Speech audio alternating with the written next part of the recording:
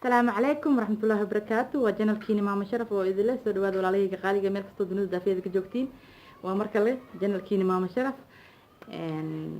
برنامج هدي أتكيشيد إيشير جراي لاقني إيسار كومنتني كبحية ولا ليه قالي جه أجري حسنا الله إذا دم بيجي دم بولد كين بقى الله دافع ولا ليه قالي جه ولا ليه مانتو حن كهلنا ملوع عن كهلنا وحوا مانتي إن يعني تهريبك أو آد وحنيها شيء حن أو يهاي لقونا فكرين dhalinyarada Soomaaliyeed waxaan idin leeyahay tahriibka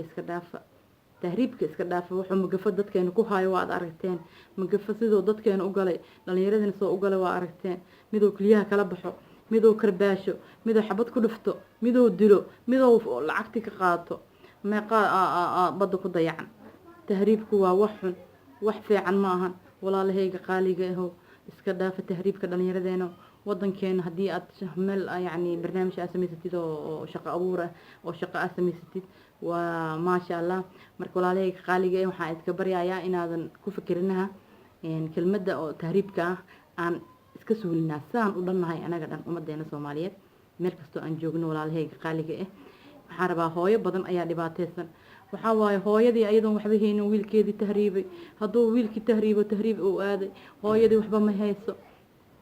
waxaa laga yaabaa hal boos ay lahayd inay gaday booskii laga qaato wiilkeedina magafo weli uu haysto walaalahaygu wax laga xumaado soo maaha lacagtii way ku lacag beeshay wiilkeedii weli ma wasan bixin magafaa haysto mid hadduu sii daayo mid kala haysto walaalahayga qaaliga ah waxaa idka baryayaa in aadan tahriibinaha oo tahriibka iska daysiin meel walba aad joogtiin tahriibkii ku fikirayo waxaan ka baryayaa inaad tahriib iska dhaaftid wadankaaga wax walba ka helaysaa wax walba ku yaalaan asagaad Yurub ka fiican wadankeena waa wadan maasha Allah hawo nadiif ilaahay si maasha Allah baraf lahayn qabow lahayn ilaahayga nasiini macalaas ama hadda iskale intaan ilaahay ugu shukrino inaan anaga ka soo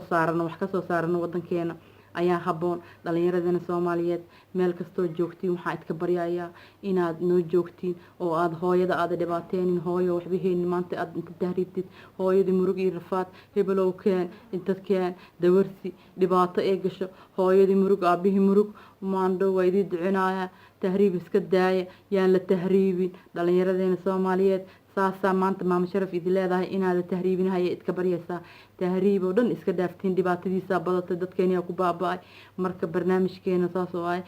share gareey like isar comment ka bixi السلام عليكم ورحمة الله وبركاته